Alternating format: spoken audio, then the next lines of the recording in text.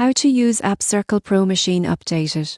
Most people get this wrong, but using the AppCircle Pro correctly is key to maximizing core engagement. You won't believe how much more effective it is with proper form. Start by kneeling on the machine and placing your hands on the handles. Position your knees on the knee pads and ensure the resistance bands are correctly attached. Slowly roll the AppCircle forward, keeping your back straight and core engaged. Avoid arching your lower back. The movement should come from your abdominal muscles. Roll out as far as comfortable, then pull back to starting position in a controlled motion. Breathe in as you roll forward and exhale while returning. Perform 10-15 reps per set for beginners, gradually increasing as your core strength improves. Avoid using momentum. Slow, controlled movements are essential. In conclusion, using the AppCircle Pro involves correct positioning, rolling forward and back with controlled motion, and maintaining core engagement. Consistent use improves strength and definition in your abs safely.